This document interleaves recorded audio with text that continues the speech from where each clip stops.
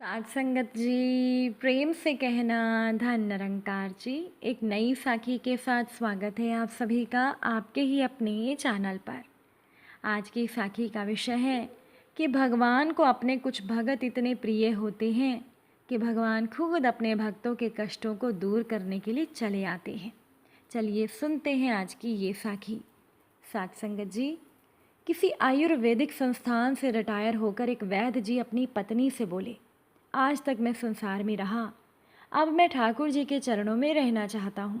तुम मेरे साथ चलोगी या अपना शेष जीवन बच्चों के साथ बिताओगी?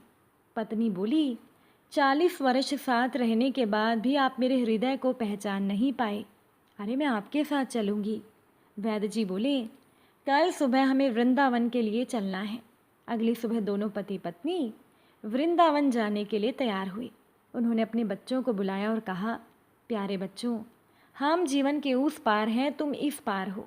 तुमसे तो हमारा हाट बाट का साथ है, असली साथी तो सबके श्री हरि ही हैं। वृंदावन वो लोग आए तो देव योग से उनकी स्वामी जी से भेंट हुई। उन्होंने गुजारे लायक चीज़ों का उन दोनों के लिए इंतज़ाम करवा दिया। अब दोनों का आपस में बोलना चालना भी कम हो गया। दोनों पति पत्नी केवल नाम जप में लगे रहते या फिर वो स्वामी जी का सत्संग सुनते। जैसा कुछ ठाकुर जी की कृपा से उपलब्ध होता वैसा वो बनाते पकाते और प्रेम से श्री हरि जी को भोग लगाकर खा लेते। किंतु अभाव का एहसास उन्हें कभी हुआ नहीं था। अब सर्दियों का मौसम था। 3 दिन से दोनों ने कुछ खाया नहीं था। भूख और ठंड दोनों को खूब सता रही थी। अचानक से उनके दरवाजे पर किसी ने दस्तक दी। वैद्य जी ने उठकर दरवाज़ा खोला तो सामने किशोरी खड़ी थी और वो किशोरी बोली, स्वामी जी के यहाँ आज भंडारा था, उन्होंने प्रसाद भेजा है। वैद्य जी ने प्रसाद का टिफ़िन पकड़ा। तभी किशोर अंदर आया और वो दोनों के लिए गर्म बिस्तर लगाने लगा। वैद्य जी की पत्नी बोली, ध्यान से बच्चों, हमारे यहाँ रोशनी का कोई प्रबंध नहीं है, कहीं तुम्हें चोट ना लग जाए। इतने में किशोर बाहर गया और मोमबत्तियों का डिब्बा और दिया सिलाई लेकर आ गया। कोठरी में रोशनी करके वो दोनों चले गए। दोनों पति पत्नी ने भरपेट खाना खाया और गर्म बिस्तर में सो गए। अगले दिन स्वामी जी का टिफ़िन वापस करने गए तो स्वामी जी ने कहा, ये टिफ़िन तो हमारा है, पर हमारे यहाँ पर कल तो कोई भंडारा नहीं था और ना ही हमने कोई प्रसाद या अन्ना सामान भिजवाया था। ये सुनकर दोनों पति पत्नी सन्न रह गए। वो समझ गए कि ये सब बांके बिहारी जी की कृपा है। दोनों को बहुत गलानी हो रही थी कि प्रभु को उनके कष्ट दूर करने स्वयं आना पड़ा। तभी तो कहते हैं, तू मुझे संभालता है, ये तेरा उपकार है मेरे दाता, वरना तेरी मेहरबानी के लायक मेरी हस्ती कहाँ। रोज़ गलती करता हूँ, तू छुपाता है अपनी बरकत से। मैं मजबूर अपनी आदत से, तू मशहूर है अपनी रहमत से। तू वैसा ही है जैसा मैं चाहता हूँ, बस मुझे वैसा बना दे जैसा तू चाहता है। साथ संगत जी, पुरानी बात है, बरसाना में एक भगत थे जिनका नाम था ब्रजदास। उनकी एक बेटी थी, नाम था रतिया। यही ब्रजदास का परिवार था। ब्रजदास दिन में अपना काम करते और शाम को श्री जी के मंदिर में जाते, दर्शन करते और जो भी संत आए हुए होते तो उनके साथ सत्संग करते। यह उनका नियम था। एक बार एक संत ने कहा, भैया हमें नंदगांव जाना है, सामान ज़्यादा है, पैसे हैं नहीं, नहीं तो सेवक कर लेते, तुम हमको नंदगांव पहुंचा सकते हो क्या? ब्रजदास ने हाँ कह दिया।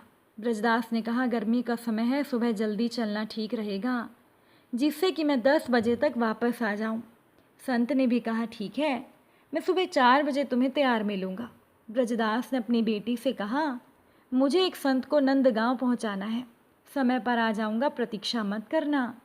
ब्रजदास सुबह 4 बजे राधे राधे करते नंगे पांव संत के पास पहुंच गए। संत ने सामान ब्रजदास को दिया और ठाकुर जी की पेटी और बर्तन स्वयं ने उठा लिए। रवाना तो समय पर हुए, लेकिन उन संत जी को श्वास रोग था, कुछ दूर चलते फिर बैठ जाते। इस प्रकार नंदगांव पहुंचने में ही 11 बज गए। ब्रजदास ने सामान रखकर जाने की आज्ञा मांगी। संत ने कहा, जून का महीना है, 11 बज गए हैं, जल तो पी लो, कुछ जलपान कर लो, फिर चले जाना। ब्रजदास ने कहा, बरसाने की वृषभानु नंदनी नंदगांव में ब्याही हुई है, अतः मैं यहाँ तो जल नहीं पी सकता हूँ।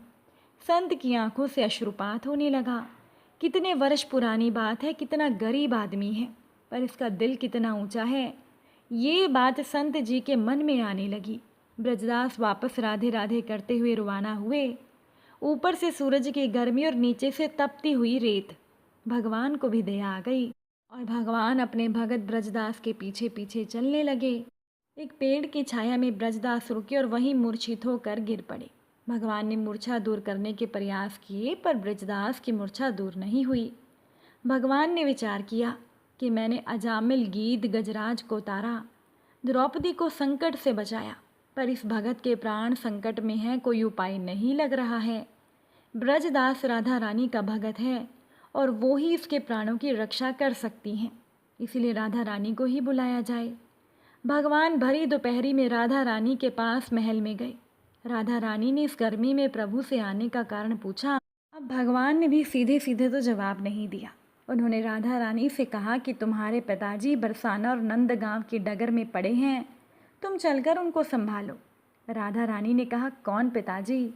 भगवान ने सारी बात समझाई और चलने को कहा। ये भी कहा कि तुमको ब्रजदास की बेटी के रूप में भोजन जल लेकर चलना है। राधा रानी तैयार होकर पहुंची।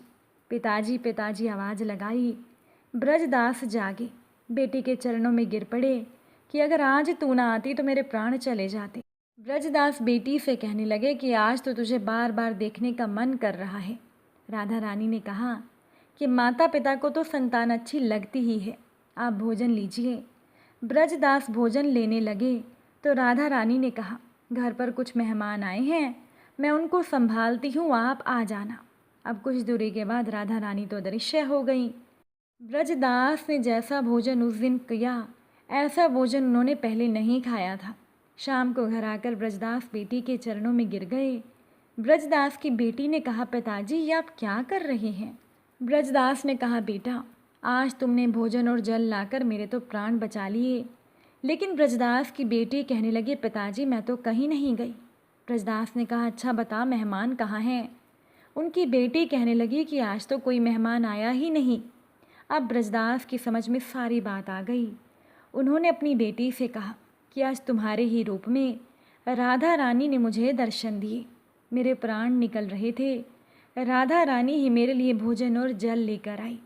साथ संगत जी, अब भगवान के कुछ भगत उन्हें इतने प्रिय होते हैं कि अपने इन भक्तों को भगवान कभी भी कष्ट में देख नहीं पाते और खुद अपने भक्तों के कष्ट को दूर करने के लिए भगवान चले आते हैं। अगर आज की ये साखी आपको अच्छी लगी हो, वीडियो को लाइक शेयर ज़रूर कीजिएगा। आप सभी से फिर मुलाकात होगी नई साखी और नए विचारों के साथ। साथ संगत जी प्यार से कहना, धन निरंकार।